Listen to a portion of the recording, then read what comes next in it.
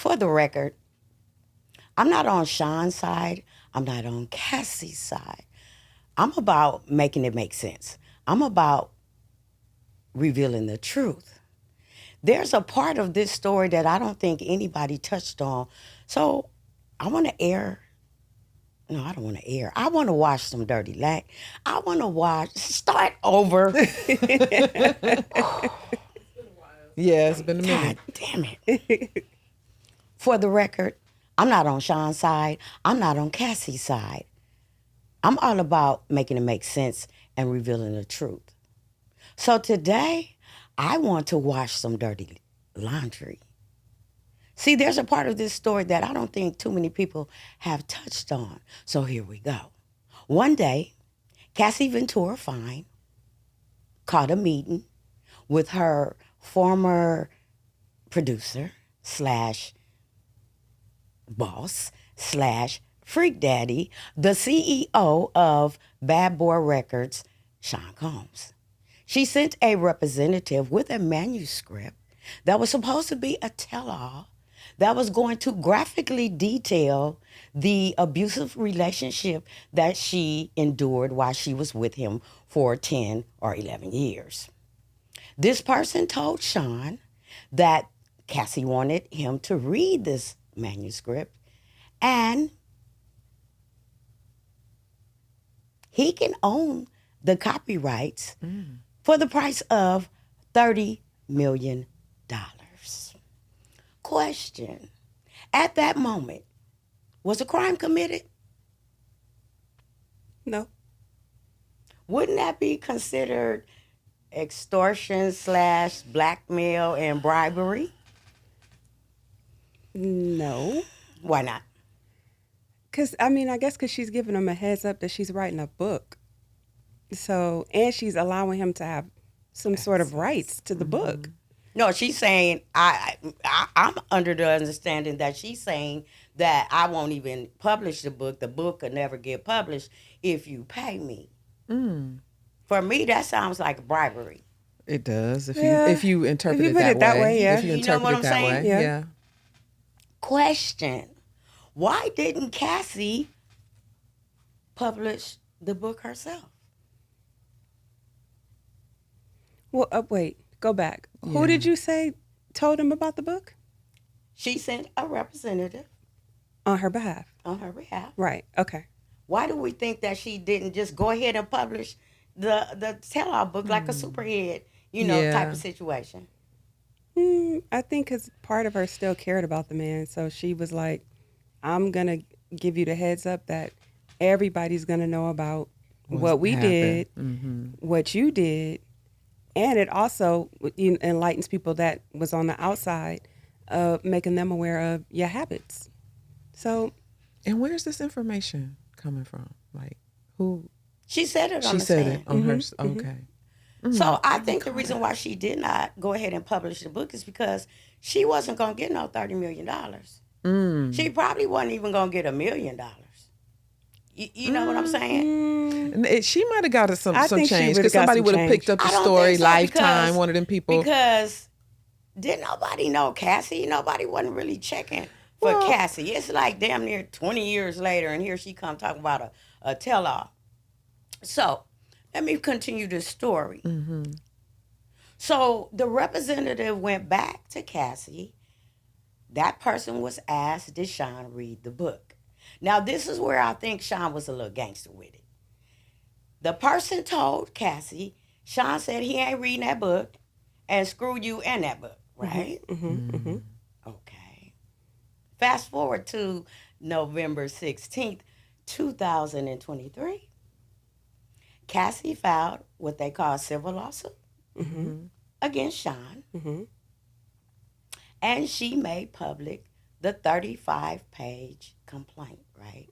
And everybody was ooh and ah and wow. And we actually covered that story in December, right in this very room. And it got a little heated in here, but at the end of the episode, we all agreed that Cassie had just opened up a Pandora's box. Yep. We just didn't know who the details. players were. We just didn't know all the people that were going to be coming out the woodworks to see if they can get some money, because this is when we knew that Sean Combs wasn't as gangster as he portrayed himself to be, because in less than 24 hours, he settled with her for $20 million, right?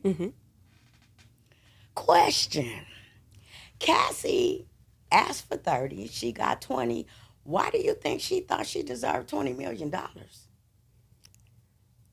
I don't know. I'm gonna assume it had to do with the years that she put in with him, as far as like also not being able to have her music come out. She All of never the got to above. drop them albums. She never got to, all that adds up to the time. She did Because suffer a and lot. make sure you include that in addition to that, it wasn't only just the 20 million. She also was able to finally walk away from the label. That was also included in that True. secret agreement. Yes. So Okay. Are we going to sit here and say that Cassie Ventura was going to be a mega superstar like a J-Lo or a Shakira or a Sierra? Here's the thing for me. There's a song that all three of us know that we can sing, right? okay, Cassie, to me, she was never going to be an A-list vocalist. She could sing. She had a pretty little gimmick and all. But back then, around 2007, Puffy was on his game. He was worth about $28 million. So I think that if he knew that he can exploit her, he was going to get that money because he was a hit maker. And here's my other thing that I was thinking. Say I go to a record label and they sign me and the hits ain't hitting. They put me on the shelf. And they've done this to artists that have been in the industry for the minute. They have shelved their projects. So in that instance, they got to go find a job or they got to keep on writing until they come up with that hit. That didn't happen for Cassie. Cassie was living a life like she had already made it, like she had put some stuff out there. She was traveling. She was eating at the best restaurants. She was in the best and the finest hotels. She had a hair and makeup artist and she had a stylist and she was shopping and she had her own place. That doesn't happen for your typical artist. She was that boy's woman, she thought, right? So, and she was doing all the things that people that have been in the industry longer than her wasn't. So I don't think that she deserved no $20 million. But who's to say she wouldn't have made it had he not just got taken full control over her and made her this maybe he didn't want her in that light anymore. He just wanted her as his little chick. You know what I'm saying? So because I think she lost out a little bit on I don't think so. Cassie said that she was going to go on tour with what? nothing. She only made one hit. album and one mixtape. Do you remember a song by Cassie? Me and You. Yeah, and you probably know Me and You because of what happened Yeah, right now. exactly. No, I just remember that song. But I'll say this too. Cassie was acting at one point. So that even part though he too. wouldn't allow her to, do any more music, because she was recording songs and whatnot in studios with different people, which, as you know, people testified, but he wouldn't let her drop. That. But Control. she also was doing like some movie roles.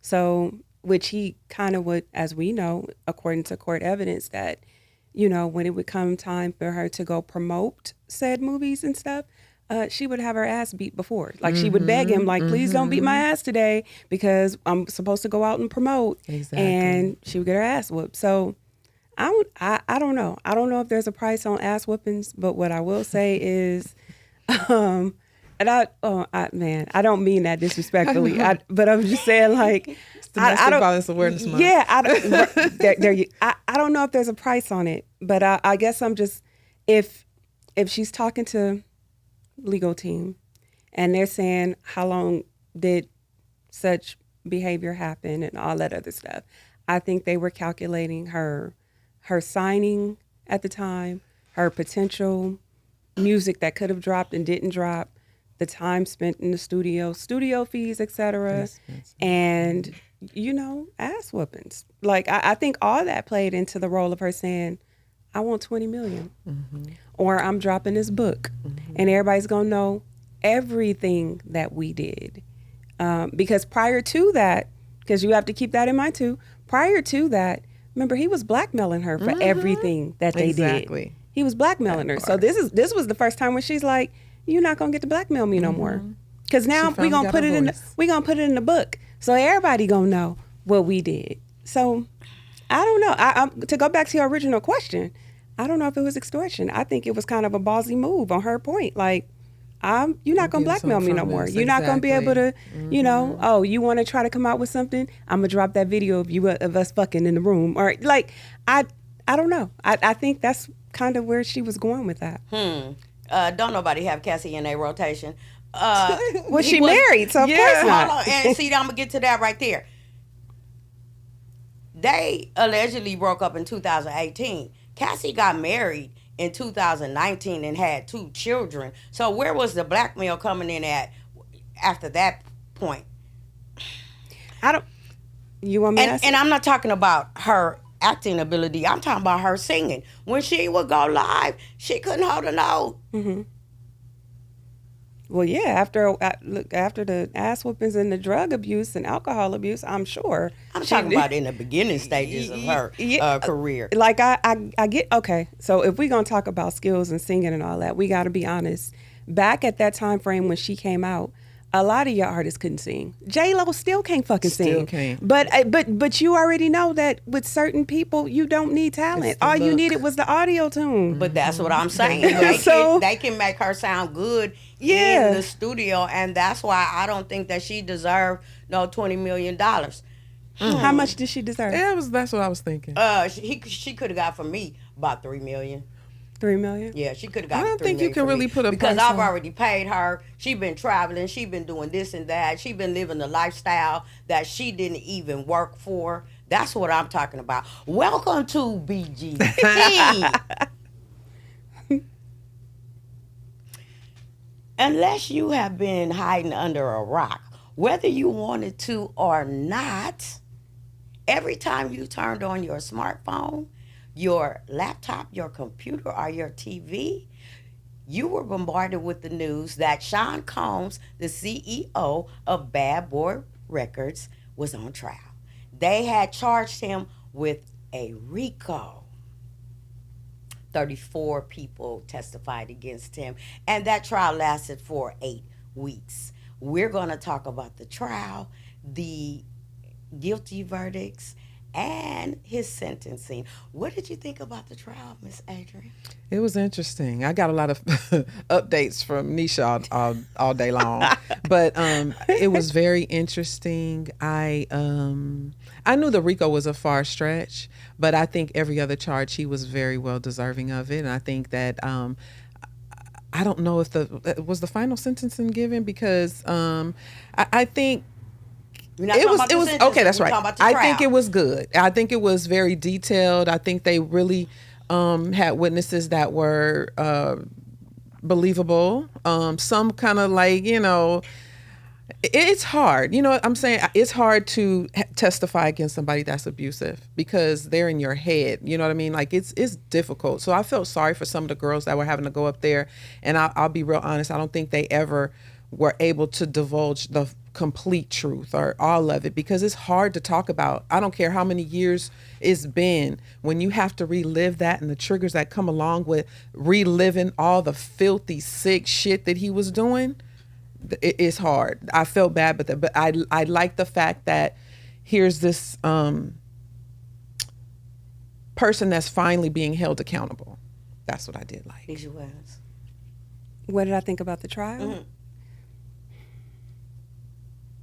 I wish that a lot of the evidence wasn't sequestered. Mm-hmm. I wish that a lot of evidence would have been able to come out because the jury didn't get to hear everything. Mm-hmm. A lot of the stuff the defense was able to get them to kind of like throw out so that the jury couldn't hear. I wish that a lot of the supposed co-defendants that was supposed to come into play. I wish that could have been presented, but it wasn't. I wish we could have, been allowed to hear or see videos that would have kind of proven some of the other people that have also come into play as far as suing and stuff would have been allowed into this trial, and it wasn't. And I think that the prosecution team, I think they had some good days, but I think some of the days where it really counted, I think they dropped the ball. I think if they wouldn't have dropped the ball and had on those days where it was kind of bad, which was like some of the witnesses, like you had one witness that just decided not to show up.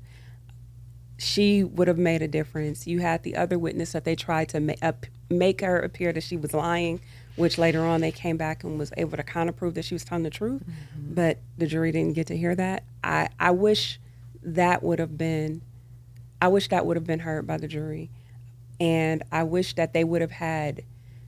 I wish they would have had. What was I about to say?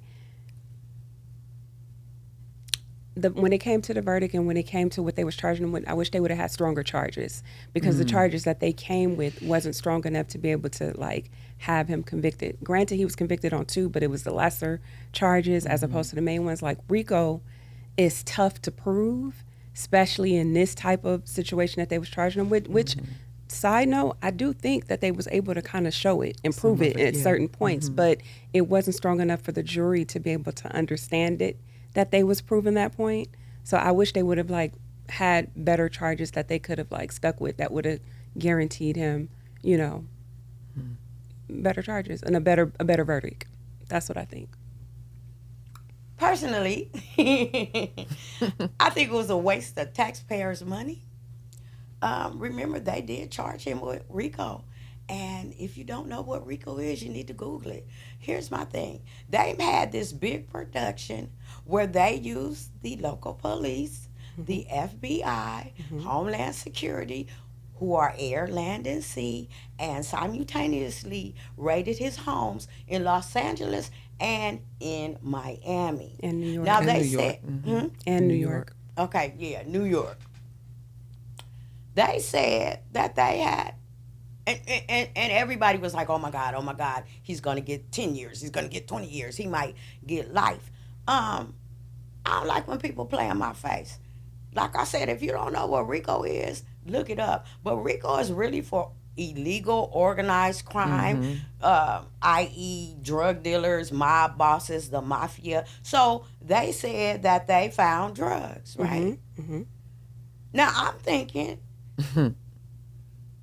where the keys at? Where's the pounds of weed? Where's the pounds of pills? Where's the charge of for sales? Possession for sales, possession, manufacturing, distribution, transportation, operating some trap houses. Where was the little dope boys at? Where was the dealing drugs from city to city to state to state? That didn't occur. The drugs they found was for personal use. Where's the RICO? I think in that case they lost sight, or we lost sight of what he was there for. When they said, where's the weapons? Or they said they found weapons, right? They did. Okay, they found a few weapons, but here's the thing. Both Puffy's home, I don't know about the one in New York, but the one in LA and the one in Miami, they were over 14,000 square feet. He should have some pow-pows in his house. Because if he on the second floor and he hears somebody downstairs and he know he the only one there, he need to be able to get to some pow-pows to protect himself. He's $1 million artist, $1 million businessman. He's in $1 million home. He has $1 million property, jewelry, and everything. Now, when they said they have found or confiscated hundreds of videos. Because Diddy had been Diddying for a long time. The rumor mill was saying that Puff Daddy had the most elaborate, wildest, freakiest parties in the industry, right? The rumor mill said that there were politicians, pastors, sports people, entertainers, normal people that was having these freak offs. And it was alleged that also there were minors there. It was alleged that they had sober drinks over here and laced drinks and drugs over here. That people were, uh, some were volunteering to be in these freak offs and some weren't. When we got to the trial, we didn't see none of that. All we saw was the freak offs, or we didn't see him, the jury saw, of him and Cassie. So I'm like, where's the Rico? Not proven. So Cassie was up first, right? Yeah. Okay. So me and Nisha was on that phone. And at first we was like, oh my God, oh my God, oh my God, oh my God. Because it was entertaining. It was sensationalism. It was drama packed. It was drama filled. But do you think that Cassie hurt herself more? Because the reason why she did the civil lawsuit was for her not to be able to give out all that information, right? The reason why, well, no, she settled. The reason why she accepted the settlement meant that she wasn't going to talk about it. Right. However, of course, once it becomes, a legal issue where they're accusing a person of something illegal, then that goes out the door. So that's why she had to testify, because she was subpoenaed to testify. She had to. Do I think it hurt her? No. It just kind of, she was able to prove what she said happened to her in that testimony. She was, based on the questions they asked. That's why the defense didn't go hard on Cassie like they did all the other witnesses. They didn't go hard on her. They couldn't, because they knew she had everything that she spoke of could be proven. I also have to go back to your other part of the question. A lot of the stuff we did not get to see is because Diddy had multiple, until he got to the final, defense teams that was able to get some of that stuff thrown out so that the jury could not hear nor see certain evidence. That's why we didn't get to see videos. That's why the jury didn't get to see all the other videos. That's why the weapons was not brought up. Because remember, when they first raided, they talked about they got tons of guns, especially guns with no serial numbers on it. And I'm all for protection. I'm all for protection. I'm all for people having that and security and whatnot. And we know Cali is a very tough state with gun laws and stuff like that. So I'm all for that legally. However, Diddy didn't have, registered guns. He had illegal ones. And so the fact that it just disappeared, I found that interesting. The fact that they had over 300, I believe they said, videos and stuff that they was able to kind of like abstract and see different stuff that happened that was mentioned, and that it was like, sources like TMZ and them was saying that people was trying to sell videos to say, look, we got copies of him, like of stuff happening to minors, to celebrities that are intoxicated, and all that stuff.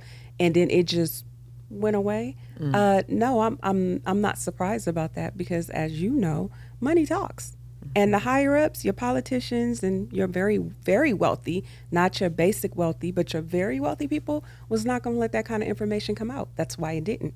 That's why those defense teams was able to go to that judge and up against the prosecution and say, we want this thrown out. We don't want the jury to hear this. We don't want the jury to hear that. We're not going to talk about this. We need all of these names redacted. We don't want these names mentioned at all. That's why that happens. That's the beauty of having a great defense team that could sit there and make that stuff just go away, to where a basic person that doesn't really know about the legal field would just say, this is just about fucking. This is just about Cassie and Diddy fucking and having these, freak offs. And it's like, no, it was bigger than that, but money talks, and they was able to make some of that stuff get thrown out and not mentioned. And that's why we saw what we saw. And that's what I'm saying. It all it did was embarrass them and show how freaky they were and how nasty they were. One part, she said that they had been having sex for 96 hours that was 4 days. And as I listened to that, I had to grab my own vagina, because I'm like, ooh, I couldn't have did it. I couldn't have did it. Getting, urinated in your mouth, and you having all these diseases and And to me, sores and right, and that's why I think the important part of the guns were so important in the conversation, because if there's a gun present, you're more likely to do some of this crazy ass shit that he had her doing, because the fear is you got all these guns in this house. You know what I'm saying? So that to me had a lot to do with why those guns were so important. And then all of a sudden now they disappeared out of the story. But that could be some of the reasons why she ended up doing some of that sicko stuff. You know, I mean, and getting her ass whooped. and that too. All of it plays a part. When you're an abusive person and you have guns around, that just elevates the fear of the abused person. It elevates the chance of somebody getting hurt, injured, killed, you know. And I hated that part went away, because I think that made him even more look like a psychopath, like a sick, abusive ass person. And you got to keep in mind, as we know, that she testified and her former friends testified, because they stopped being friends with her. Mm-hmm. They got their ass whooped too. Exactly. When every time they tried to defend and protect her, they got their ass whooped and fired and blackballed. Mm-hmm. So I don't know. I don't know.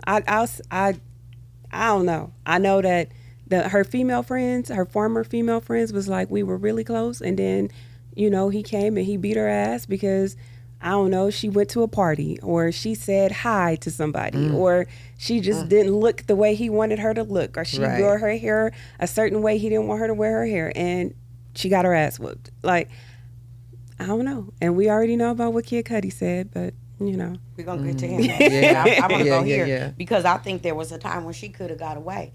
When I look back on it, because in the beginning, it is very emotional. It is, you know, but then logic has to kick in. I think there was a lot of red flags. I think that Cassie lost wind of what she was there for. She was supposed to be there making hits. She wasn't supposed to be there being hit intimately or violently. Mm-hmm. And I think she said, and you can correct me, that he introduced her to the freak offs about 2 years into their relationship, right? Mm-hmm. So you only been together 2 years, and all of a sudden, I think that he was bored. He was bored with her sexually. It could be a strong possibility that he was trying to break up with her. She possibly said, what can we do to, you know, make this better? And that's when he introduced that mess, and she said, okay. Because here's the thing that I know about black men. When they are with a woman that they claim to love, they want to be in a monogamous relationship with, they are very territorial. They don't want that woman looking at another man, speaking to another man, smiling too hard at another man. They don't want their woman to talk to their ex-men. They don't want their woman to have a job boyfriend. And for sure, they don't want to know that another man or men can satisfy their woman better than they can. So that right there would have been a red flag for me, because had he asked me, let's spice it up, and you want me to have sex with multiple men with some damn baby oil and shit, and I'm going to record it, I would have been up out of there. I'm sorry. Go ahead. I'm sorry. Just when you think about a person that is an abusive relationship and they love that person, and I know this is going to probably sound far-fetched and crazy to some people, but what I have found that happens is you ignore. You may minimize, you may ignore, you may deny that those red flags are there. They're there, but you're so in love with that person, and sometimes you do resort to doing stuff that you normally would be totally against what you would normally do, but because you care so much for them, you're like, it's a mind game. It is trickery. And if the younger you are, the easier you can be manipulated and influenced to do some crazy ass shit. I'm a witness. So I know, and that's why I guess I feel so sorry for her, because I identify at that young age how you can be easily pulled into, you see the red flags. You're just hoping that at some point they gonna turn into that nigga you first met who was nice and sweet and cool, when really the nigga was probably never that. You know what I mean? He was full of shit. He knew how to play her. She was young, and he knew she was young-minded, and he could play with her. That's what he did. Yeah, I'll say this. I think we've all been young at some point in our lives. We've all made some dumbass decisions on behalf of on behalf of a dude at some point of our lives that we could look back and be like, that was some dumbass shit. Yeah. Why did I do that shit? Exactly. She said that she wanted to please him and make him happy in the beginning. Even though she really didn't want to sleep with other people, she did on behalf of him.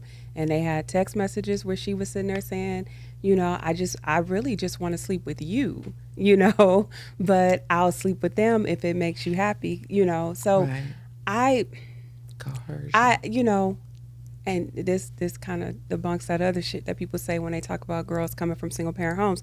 She came from a 2-parent home. She came from a 2-parent home and, still ended up in the arms and hands of a man that was abusive, that, was having her sleep with multiple men, that, was drugging, doing drugs with and everything, and was able to blackmail her family too at one point in time. I don't know. I think it's hard. I think that, because I know me and Mona was going back and forth. We would listen to testimony, and then at the end of the night, we would be arguing like, no, did you hear it? Okay, cool, let's talk. Because she'd be like, I'll be out of there. And I'm like, she can't get out of there. Yes, she can. No, she can't. We was going back and forth because I was sitting there saying, and especially based on testimony, I'm basing it on testimony and not assumption, that there were times that she would try to get out and he would send people for her. He would send big ass niggas to come and get her. Did he want you? Did he want you back? Did he say, come on, let's just stop prolonging it. Come on, Cassie.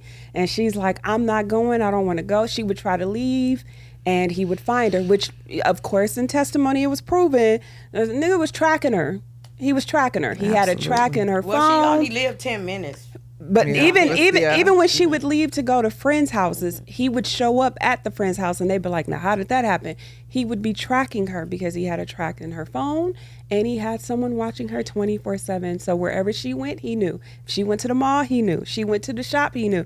He knew everything, her whereabouts. So when she tried to get away, she would go stay at Kid Cudi's place, or she would stay at her parents' place, or she would stay at a friend's place, he would show up. He would show up at their place. So there are some people, and I'm sure you can talk about this based on your experience and what you teach, women or, survivors. There are some people that can, when they choose to get away, they get away and they know that they have to leave the state. Yes. They have to go somewhere else. They have to literally start over somewhere else, get rid of their phone, everything. There are some people that can do that. But then in her situation, she was dealing with a very high-powered individual that was tracking her, that had police on his payroll. It was testified and proven. Police on her payroll, that was able to I don't know if she would have been able to get away until he said, I'm done with you. When he said, I'm done with you, that's when she was able to get away. Prior to that, I feel like she was stuck. She couldn't, she saw what her friends went through. She saw what the former coworkers went through. When they leave Diddy, he blackballs them. They can't get a job no more. So if they spent their whole life, and saying this is it. I'm in the industry. I'm working for Diddy. I'm, making surprisingly $50,000 or $60,000 because that was a lot to them at that time. Yes. They was like, they had the fame, they had the artists, they get to go places and whatnot, and then all of a sudden it's taken away, and now nobody wants to hire him because Diddy's like, yeah, no, don't hire her, don't hire him. Don't hire them. Don't, that she witnessed all of that and had to make a choice. Do I want to deal with that, or do I just stay and stick it out? Being young at the time when she was going through that, I see how she was making those decisions. Would I? Fuck no. You hit me one time. That's it. But I also could see that other side for people that are in that situation, in that industry where they're like, I don't want to work at Walmart. I don't want to work at the grocery store. I don't want to start over. Everybody knows who I am because I work for Diddy. I work, you know, the celebs know who I am. Some people know my fame. They know who I am. I don't want to go to what happened to Nisha. I don't know. I heard she working at I don't know, what's the grocery store? I heard she working at Jack in the Box, taking orders and shit. Like, I can understand where they like, I'm not. And 50,000 was a lot at that time. That was a lot to them. You talking about the CC girl, right? CC and the other one. Okay. Because his assistants, the ones that was defending her that testified against him, they with the exception of the guy, they all testified to making between 50 and 60,000 while working for Diddy. And remember, because we know we argued about this, they also testified that but Diddy would have them working 24/7. So he wasn't paying them overtime like he should have, which is how they end up getting their money under the end. But that's what he was paying them. So, and she did at one point get away and start a new whole little relationship, boyfriend, whatever, when she was messing with Kid Cudi, right? And she ended up getting her ass whooped. Yep, and went back. And see, that's the cycle of abuse. You know what I'm saying? And I'm not making excuses. Poor decisions are made when you're in an abusive relationship and you love that man. You become this thing called the Stockholm syndrome, where you start defending his ass. You make up excuses when everybody's in your face saying, "Did this motherfucker do that?" Yeah, and then you know, no, he didn't do that, and you know good and damn well he did it. But you'll protect them. It's a mind game. It's something mental that happens when that is going on, where it's so hard for you to just cut ties and to leave. Domestic violence is mental health. It's a mental health issue.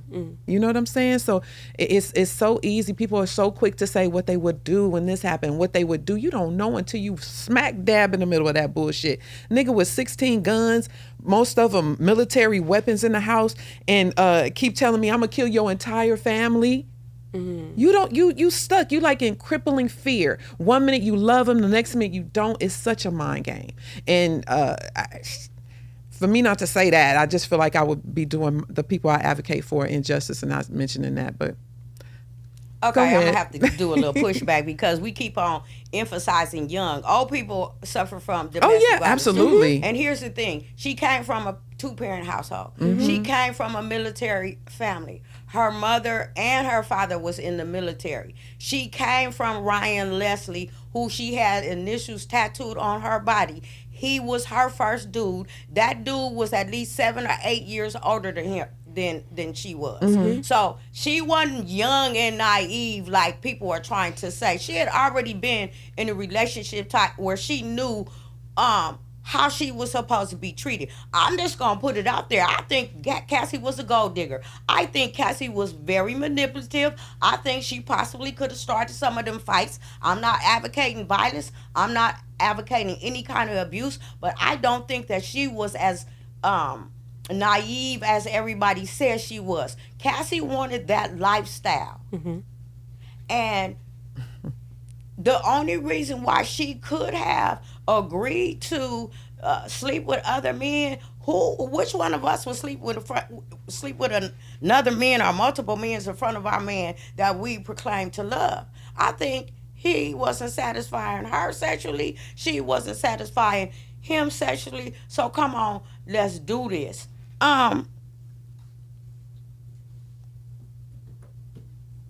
Yes, domestic violence is very hard. Some people cannot get away. There was a time where she did. She was living with her parents, and she could have stayed. They got guns in the house. You're not taking my baby out this house. I'm sorry. I just don't believe the whole thing. I think that he had applied for a position that she was never qualified to have. She said she was jealous. She was trying to take the place of Kim Porter. She didn't like that he told her they weren't really in a monogamous relationship. She was going with him. He wasn't really going with her because he said, I'm Puff Daddy. I'm going to sleep around. I'm going to do some things. That would have been time for me to get the hell on. In the beginning, she wasn't so in love with him The freak offs happened 2 years after the relationship was. This wasn't something he just sprung up on her in the beginning. There are, like I said, red flags that tell you, oh, hell no, this nigga crazy. I'm not doing that shit. So then she said that um she broke up with him. He didn't really break up with her. She broke up with him when she seen a picture of him and somebody. And then Kim Porter passed away. And he made a statement. This was more than my children's mother. This was my soulmate. And didn't she say that she sent him a text? Oh, she was your soulmate. Well, what was I? You know, I think hell, there's a saying that says, hell has no fury like a woman scorned. I think she was scorned. She wanted to be in that position, and she was doing all kind of stuff to make sure that she stayed. If she really didn't want to be a singer no more, she was more happy with being with him and traveling with him and trying to be his woman, because I'm not sleeping with you. I came here to make records. I'm not getting my butt kicked. Let's move on, unless y'all got something to say. So who else was up? Kid Cudi or CC? Where we want to go? Well, I mean, we could talk about CC and Kid Cudi because they were kind of quick, but I think, how can I say this? According to testimony, she had recorded a whole bunch of music, and it kept getting shelved by Diddy. She would record with other artists, and they would testify, and it also would get shelved. Like, he would not let her drop anything. And then, I'm not dropping my drawers either. So,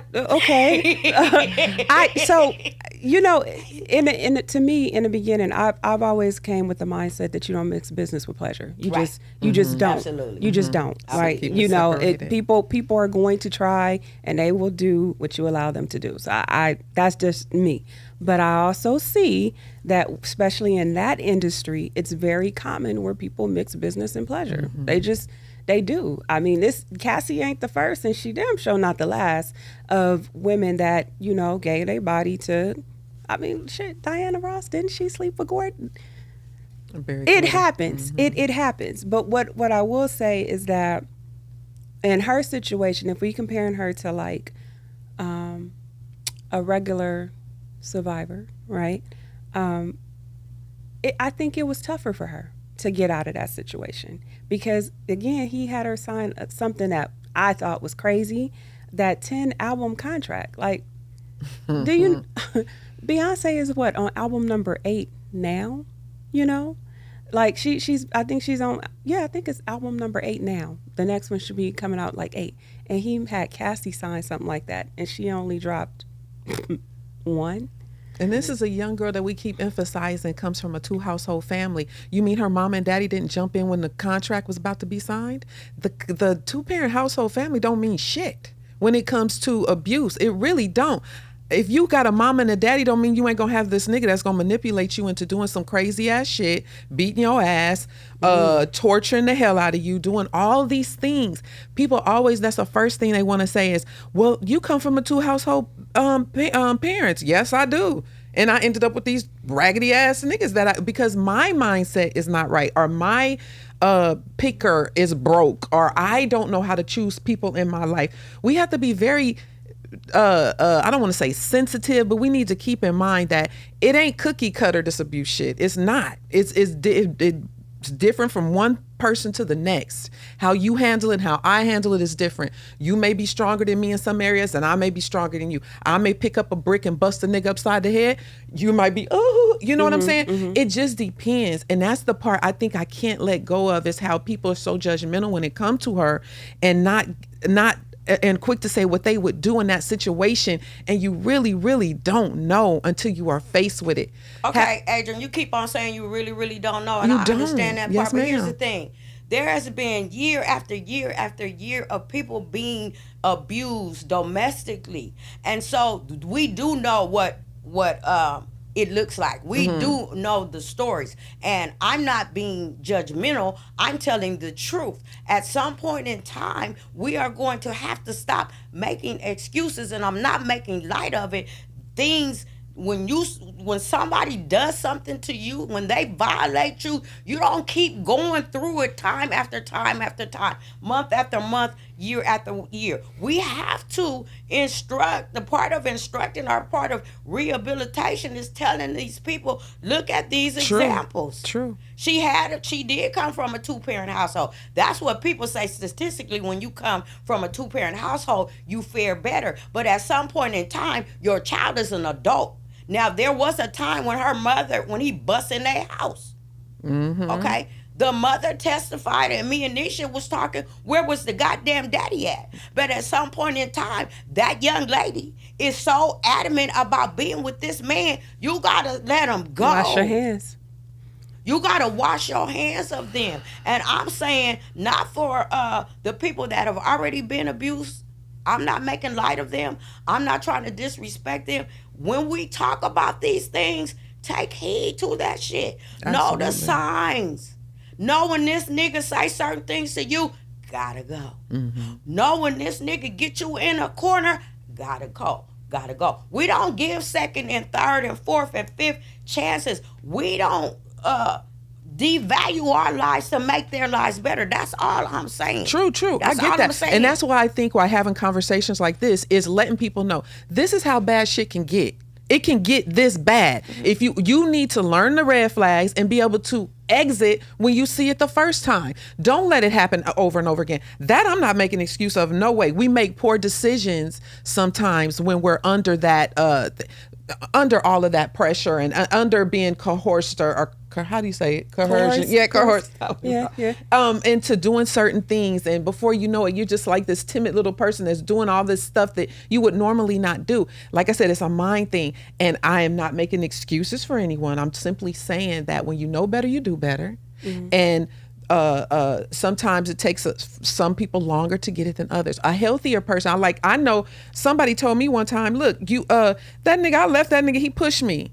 I was like, he pushed you? Like as if, what? Because I'm raise your voice. That's all he did was push you? That's my unhealthy ass. Yeah. But now that I know better, that's the moment you leave. Yeah. Probably when he raised his voice would have been even better.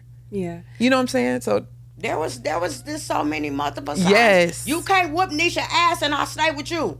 You Right. can't whip Adrian, my Yes. homegirl, and I'll stay with you. That part. You can't do all the shit you do to my friends and family, bust in my parents' house and act like you running some shit. Exactly. And I stay with you. That's all I'm saying. Let's go to CC. Wait. Hold Okay. on.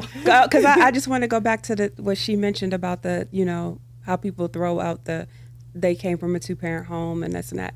And I think the reason why it's mentioned all the time is because from a single parent perspective, we're shamed and we're told that we've birthed a statistic. We've birthed someone that has the higher chances of either being a domestic abuser or being sexually provocative or also having more children without having the husband. Right. And so when you hear that somebody who came from a two-parent background experience some of the things that they always project on someone that comes from a single background, it's kind of like, well, how did that happen? Right. You know, I feel you. How did Yeah. that happen? And then the other thing, and I know we've talked about this in previous podcasts or whatnot, where we speak on, although we come from, all three of us, two-parent homes, a lot of times I think our parents moved in a way at the time where they didn't give us the talk about, don't you let a nigga put his hands on you. That. Don't you deal with a nigga that's a manipulator. Exactly. Don't you deal with a chick that's gonna put her hands on you. Don't you, they didn't teach us that. I think from their perspective, it was just like, just move how we move. And they just assume we got it. Nobody looked at the child and said, does my baby have low self-esteem? Does my baby know that Insecure. she's valuable? Does my son know that he's worthy? part. Does my child know that you need to be emotionally intelligent just as you are physically? Does my baby understand that nobody should be putting their hands on me? Does my baby know that her body is valuable and she shouldn't just be giving it to any and everybody? Does my child know that she should protect her womb and shouldn't put it at risk with anybody that doesn't even see her as marriage material? Do they know that? 9 times out of 10, when you ask somebody if their parents had those conversations, they didn't. But we all can talk about our church background. We could tell you the church told you, close your legs. We can tell you the church told you. They sat us down when they found out we was pregnant. We can tell you the church punishes women more than they do the men, even though we both was involved in the same, act. Sure. They could tell you that, but nobody was instructing us on the value on our bodies, value on our mind, value understanding that nobody should be belittling you, berating you, hitting you, none of that. And so I think that's why a lot of times that first question usually off the bat when something happens is, did they come from a 2-parent home? I just got asked that. Did they? Yep. Were you raised by? Was mommy and daddy in the home, or was it just mommy?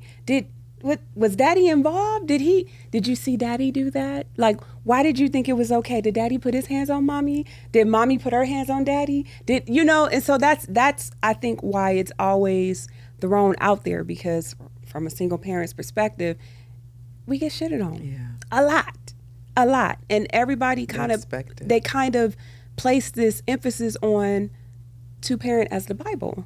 And so that's why I feel like it's thrown out there. But I agree with you that just because you come from a 2-parent home doesn't mean that you don't get, you don't experience. You a lot of times you do, but it's just, I think that's why. That's all. Yeah. But we could talk about Cece and Kid Cudi.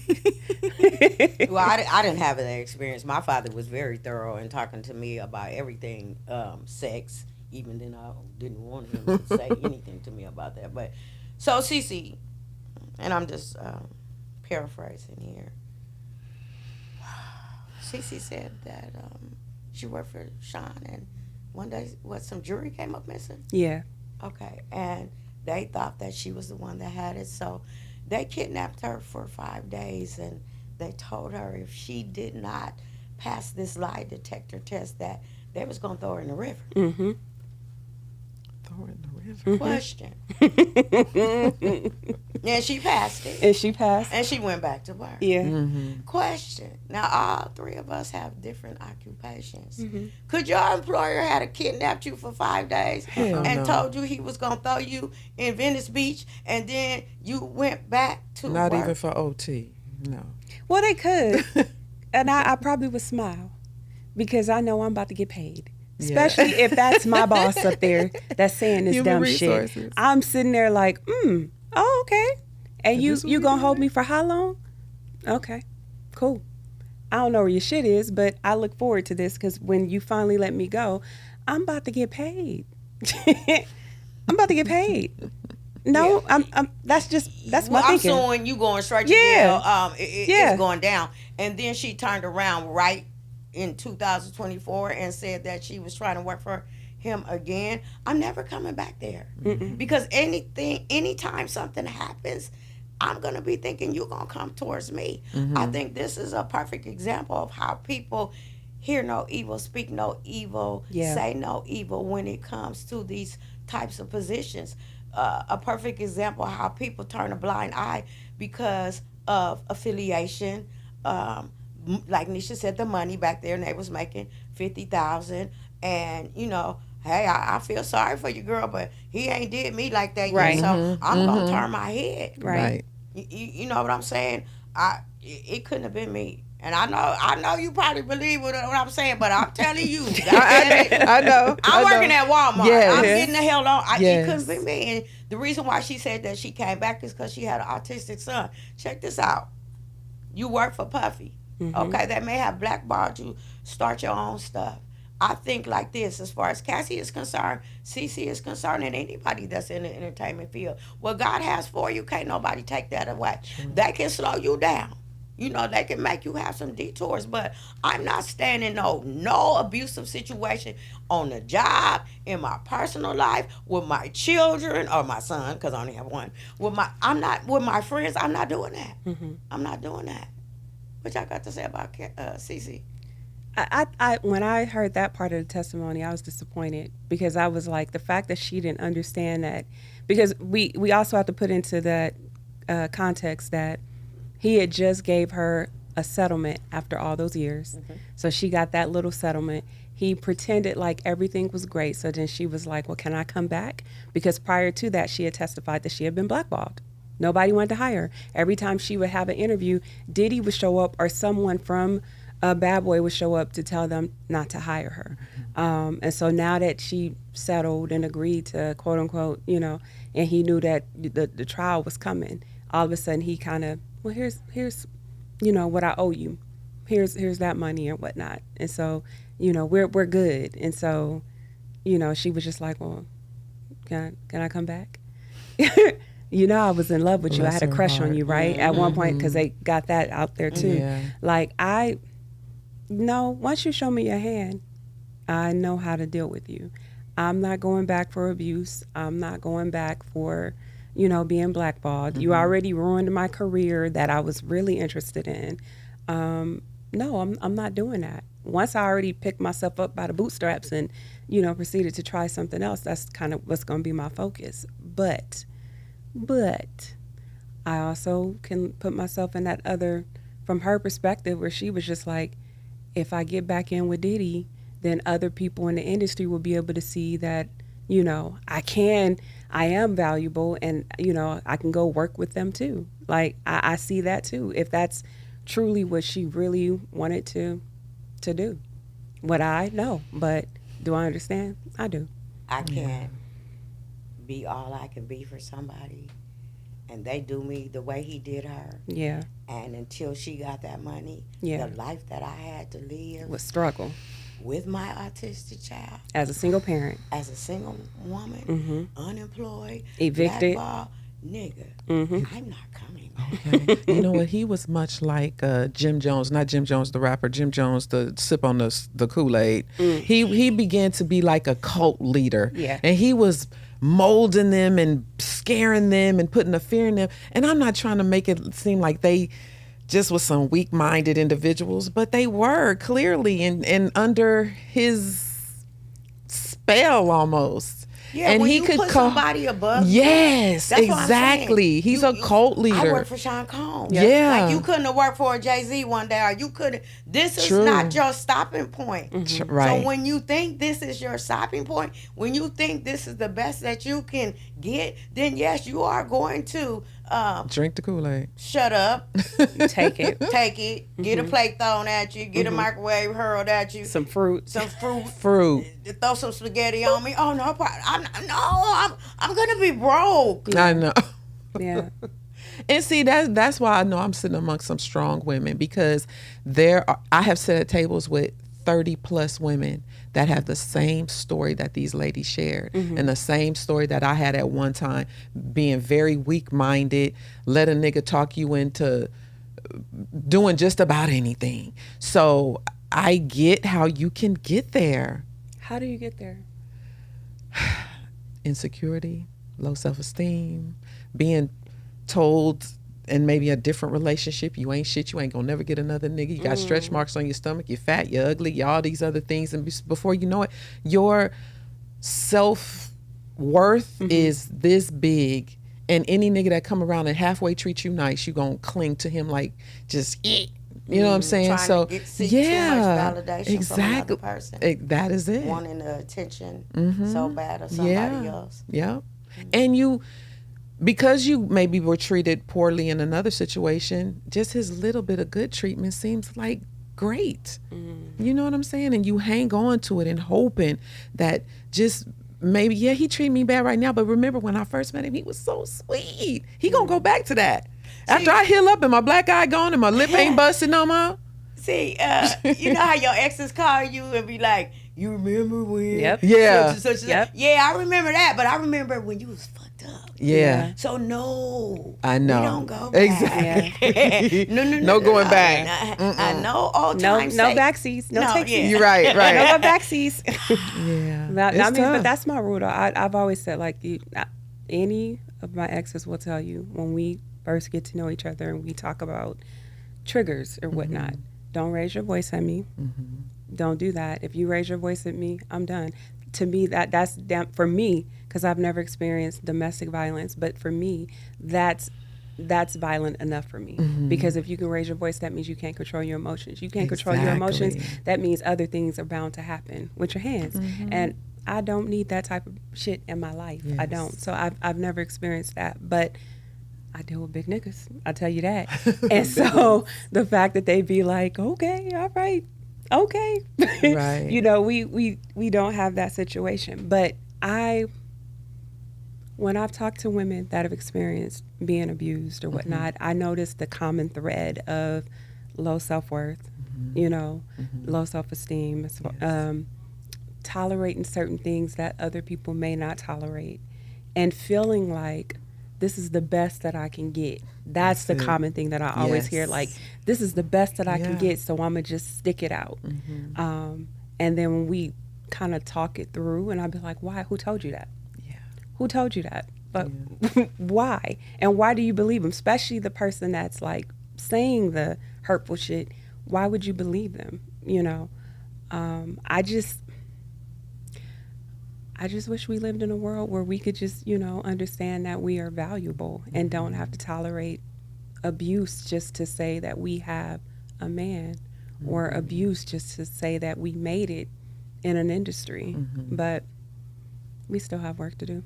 That's why we gotta pour into these girls and boys. You're right, and boys. Because I've seen a man literally lose his life a few weeks ago at the hands of a woman, and he would not turn. He would not tell the police that she was abusive, and they came out the first time, and they thought it was him because he's big dude and she was little, and they was like, are you okay, asking her, and she's like, I'm fine, not realizing it was him that called the police. And but he didn't, you know. They came back a second time, same thing, are you okay? And she, you know, I'm fine, but they're not questioning him. The third time they came, he was dead. She had sliced his throat. So it's both. Very underreported on the men's side. It's they always say the statistics are 1 in 5 women, 1 in 7 men. It's way different, I believe, because so many men. I facilitated a batterers class before, and those women in there ain't no freaking joke. They ain't no joke, and they can be just as aggressive as the men. We learned at 5 years old, keep your hands to yourself. And if we kind of practice that throughout life, we probably wouldn't have all these issues with domestic violence. But somewhere something goes wrong. Next on the hit list, Kid Cudi. Next? Kid Cudi was quick. Wow. I'm gonna call him Mr. I thought Cool. he was gonna be on there for a while. Mr. Cool, because he came in with his In little and leather out. jacket, his little cigarette, Yep, always smoking. his little hairdo, to talk about what did he call Diddy? Looking like a Marvel character, the evil Marvel character. Let's go. What you want to talk about? My part is that, and that's why I'm sticking to the gold digger scenario, because he said that she didn't even tell him that she was still with Puffy. So you putting people in all kind of different situations. When you have been abused in the manner that she said she was, like I said, she broke up with him in 2018. She was married and had a baby in 2019. For me, I could never let a man touch me for a minute. She said she had PTSD and she had all these illnesses, and I couldn't have not jumped into a relationship, jumped into sexual activities, and then jumped into a marriage that quickly and had somebody's child, because she got beat up one time and he bought her a bracelet and she said, oh, I can't wait to have your baby. So she was this, I don't know, she put him in harm's way, and she didn't give herself time to sit down and detoxify herself, get her mind right or nothing, and just going from person to person. I really think that she wanted that lifestyles by any means necessary. That's what I'm saying. Yeah, I know that from what I understand initially was that he knew that they dated, but he was under the impression that they had broken up. Now, Diddy in his mind was under the impression they weren't broken up, because although he beat the shit out of her that last time when she had left, because she had left him and went back to her parents and then started talking to Kid Cudi, in his mind he still felt like, you're not going nowhere. And mind you, like you said at the beginning of this conversation, Diddy said that he's not committed to nobody, but he expects the loyalty and commitment from the women that he's sleeping with. So you had that, but in her mind, she was like, because he had around that time was around the Christmas, he had beat the shit out of her in IHG. She said she had the lumps on her forehead, the big busted lip and everything. She had went to her parents, and then Kid Cudi came into play.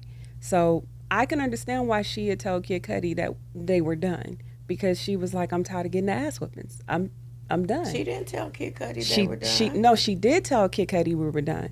What happened was in Diddy's mind, they were not done. That's why when he remember when they finally had the meetup after everything happened with the explosion and all that stuff, and they went and met at this secret restaurant or whatnot, and she showed up being with Diddy or whatnot. He was like, you can't mess with my bitch. You can't do that. And he was like, well, I didn't, I my bad. He said, oh, all good. And he was like, well, who gonna pay for my car? But the way it was said was, Cassie said when she testified, they were done, because that's when he had beat the shit out of her at the hotel, and she went to her parents' house. So if you are a crazy ass nigga, yeah, do you tell your new dude, my ex is crazy? Yes. Yep. I'm gonna let you know he crazy. Yep. Now I quit him, but I don't know if he quit me before you get him in a trick bag, because a lot of men lose their lives for things like this. Yes. That boy got his car broken into, and they opened up all his Christmas presents. Yeah. They locked his dog. They locked the dog in the bathroom. I mean, come on now. Yeah. You just can't drum from. But like you said too, like, if I've experienced all that with Diddy, right? I'm not trying to get in another relationship at that time. Right. I need to go heal. I need to go sit on somebody's couch. I need to work through all this shit that has happened. That's the good decision making sense type thing. Yeah. That makes sense. Yeah. But most people jump into another relationship to help them get over Well, they the old say relationship. the best way to get on the Yeah. old relationship I mean, is for to get real in a new though. one, but that's a lie. That's toxic. It's very toxic. It is. That's And toxic. my world has been toxic for a long time, but I can tell you that a lot of times That's how we it- get the same people, because you ain't healed from the old shit that you just, now you picking the same type of dude. This nigga just look different. He Different the name. same dude, because that's what you attract. You're insecure, you're low self-esteem, you have no, you're gonna pick the same type of No dude. boundaries. Yeah, no Yeah. boundaries whatsoever. Yeah. And then the likelihood of her warning. I know I get told that I share way too much too soon anyway, because that's a major turnoff. So she probably wouldn't have said anything, because she lose out on him, because now oh this nigga like that. Oh no, I ain't fucking with you. You know what I mean? So it's so many different angles to look at it. But you're right. She should have waited and got healed. She should have waited, went but to that's just therapy. me. Yeah, I would have been on Waited- somebody's couch. Yeah, Boo-hooing. exactly. Boo-hooing. But Yeah. but she didn't. But I'm trying to think. I don't think it was Cece. It was the other girl. Who's the other girl that testified, and they read the text message that told her, like, well, Jay-Z's taken, so Yeah, why don't you just leave? Well, Jay-Z's taking. So, Yeah. and that's why I'm on the gold digger thing. So, verdict. He had 5 charges, right?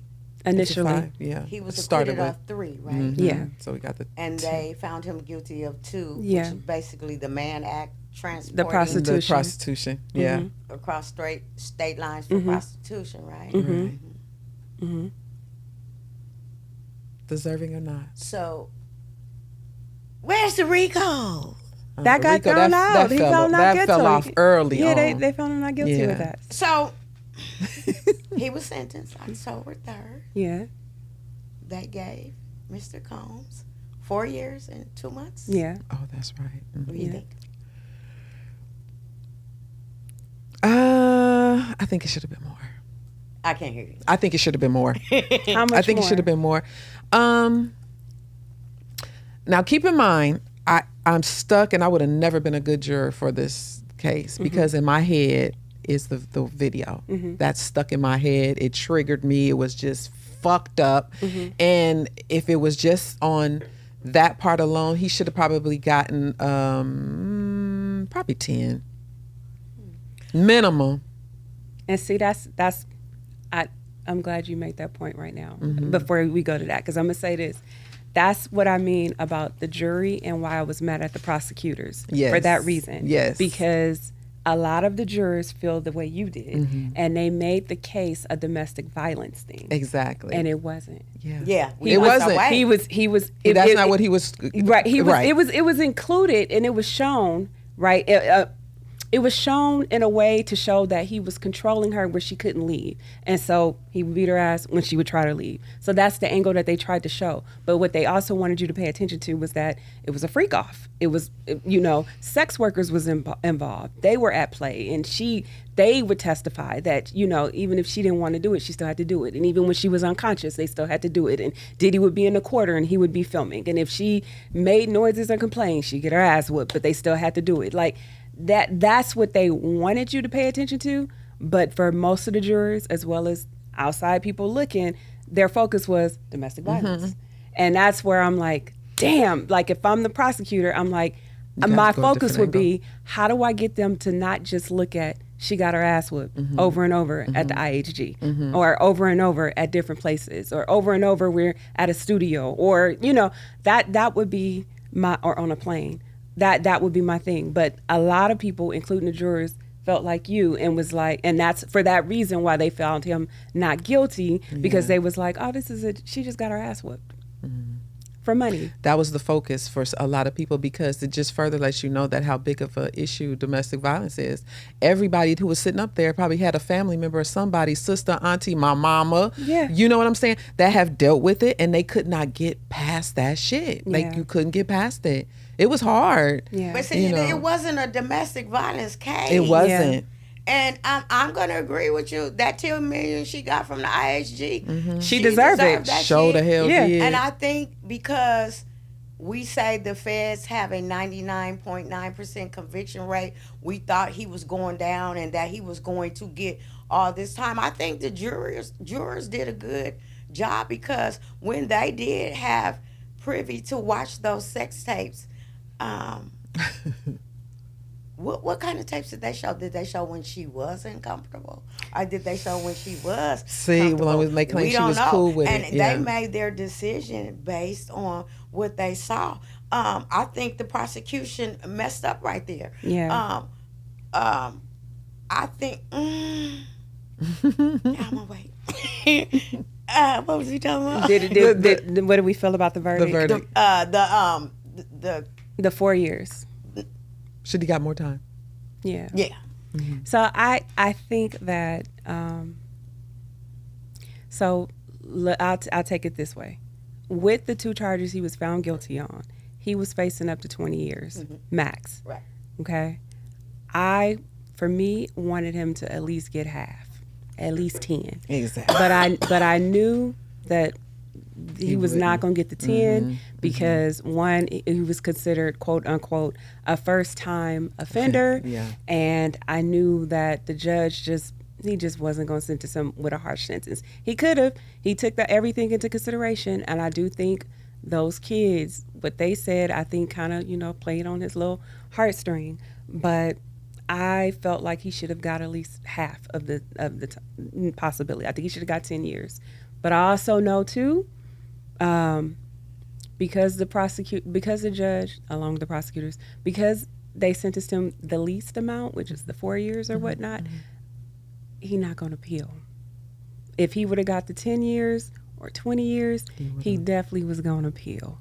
And they didn't want to go through that again. All over again. So I think that's why they was smart. like 4 years. That he'll be out in 3, and and that's that. So that's. I'll say, do I think they got it right? Yeah, sure. Would I have liked him to have more time? Absolutely. Yeah, that's my thinking. Before I answer, I forgot one person. We got to talk about this. Jane Doe. Okay. Jane Doe. Wait. Which Jane Doe? The rappers. 50 Cent baby mama? Well, I wasn't gonna say that, but yeah, Allegedly. Jane Doe, allegedly 50 Cent's baby mama. Okay. Come on now, she was getting $10,000 a month, Yeah. right? Yeah. Now she was a willing participant. Yes, she was. For sure. So Yeah. for $10,000 a month, when a man tell you to jump, you supposed to ask him, is this high enough?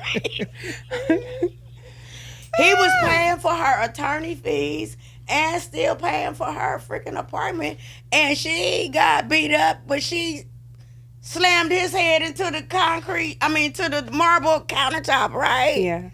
Yeah, I think that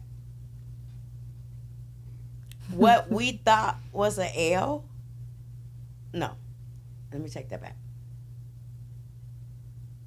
I don't think that the feds had a RICO charge. Like I said, I think, like we said, everybody was going to come out the woodworks. And once they seen that he paid that money so quickly, everybody, got into position to see if they can get some money too, including prosecutors and judges and attorneys. Not necessarily the prosecutors and judges, but they could get notoriety. Mm-hmm. They could be known as the prosecutors and the judge that took Diddy down. Mm-hmm. My thought is this: if everybody don't go to jail, then he shouldn't go to jail. I think that the judge said, thank you for your community service and all the things that you've done for the community. I think they had to give him something. Like the judge said, you got caught whooping asses. So we got to do something about the whooping asses. Mm-hmm. But for all the rest of the things, I think they humiliated him. And what looked like a win for the feds was actually not a win. And they had to do something to hold up their reputation of having that high percentage rate of convictions. For me, they gave him a slap on the wrist. Mm-hmm. Mm-hmm. Yeah. And that's all they could possibly do. Yeah. He's already served 13 months. Yeah. So that gives him, 27 months? Mm-hmm. Yeah. He probably can get into a drug rehab and get some more time Knocked off. Knocked off. I think he might be out in a little over a year and a half. Yeah. And like I said, lock everybody up or nobody goes to jail. I think they wanted to embarrass him.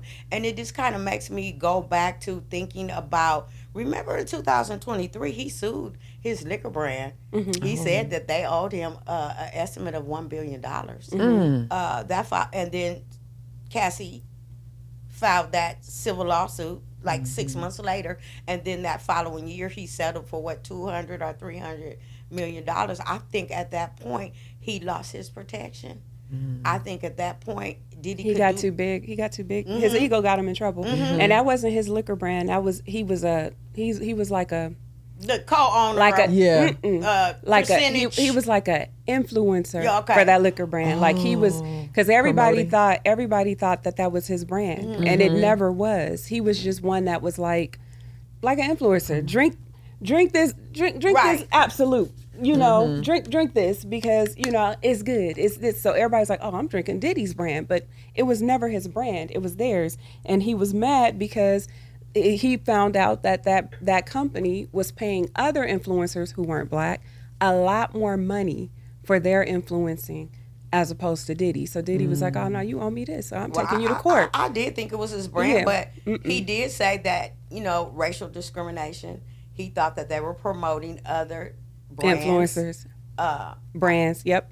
My understanding, other brands more than they were his. Yeah. And they had kind of put him in an urban box. Yeah. So, that's why I thought it was his brand. Yeah. Well, he started his own brand after. But, the way it was like, they was giving favoritism towards the non-black ones over his, and so he didn't like that. Yeah. But you can't go up against, Yeah, so. Russians. He lost his protection. You can't do that. People like, oh, you done got a little bit too big for you. Because they had that information on you already. Anybody had a problem with Diddy, call 1-800 get Diddy. Yeah. And people coming from all over the place.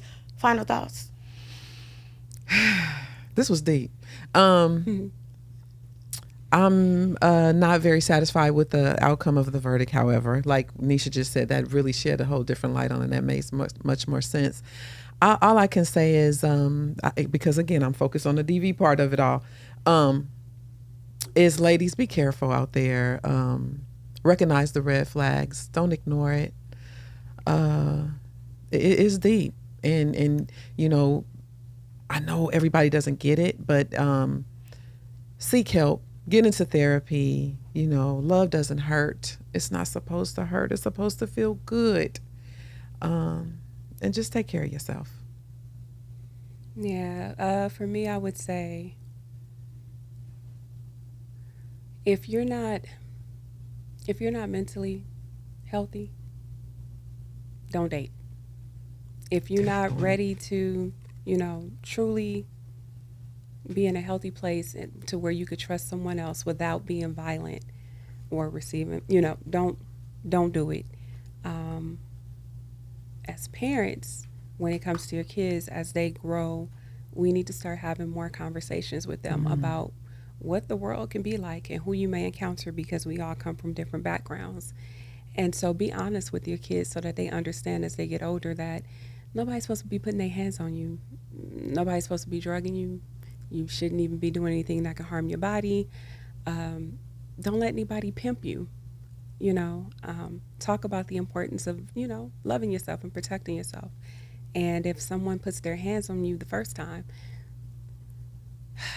put them in the grave. Get leave the situation. Leave. Like that. Leave. And don't stay. Don't go back. Don't think things can change. I don't care how much they apologize and claim that they'll do better. Just leave. Cut your losses the first time, so that there will not be a second time. And maybe you have to be that person to teach them what they shouldn't do by walking away, so that they know that you can't do that to other people. And I think, I hope that since, according to Diddy's team, they're saying that he's been a lot better since he's been locked up because he's drug free. I hope that he stays drug free when he gets out. I hope that he, learns from his mistakes and understand that you can't threaten people, put your hands on people, blackmail people, blackball people. You can't do that. And also, Black eyed people. huh? Black eyed people. Yeah, you can't do that. And also understand that darn, I just forgot what I was going to say. It's okay. Understand that you got to move differently. You got a slap on the wrist because you know that there was a lot of evidence on those tapes. You know that. You know that they made those tapes disappear. You know that they made those weapons disappear. You know that it wasn't even addressed in court with the exception of making it go away and making those names be redacted so we don't know who is who and what was what and who the co-defendants are. You know that. So if I was you, I would move very carefully when I get out. Go find Jesus. Do something different, but leave these babies alone. And for everybody else, do better. That's it. My final thought is that, again, I'm going to say we lost weight of what we were here for. We were here for Rico. There was no Rico. They just wanted to get him. Like Nisha said, he had got a little too big for his britches. I hope that when Diddy gets out, he goes back to signing new artists because he hasn't signed an artist in a long time. I wouldn't sign with him. Like, somebody gonna sign. Who gonna do Bad Boy what? Somebody gonna do Bad Boy. Somebody Shiny wanna be suits? a bad boy. Like Nisha said, he should dried out. We don't know if that's true or not because there's drugs in jail as well. Yeah. But I hope that if he gets out, he becomes the man that he was known to be. He gets some new artists, makes some new hits. And as far as Cassie is concerned, I believe before all this happened, before she got married and had children, had Sean Combs got on his knees with a hell of a ring and asked her for her hand in marriage, she would have said yes. That's my final thought. Like, share, subscribe. Until the next episode, we out.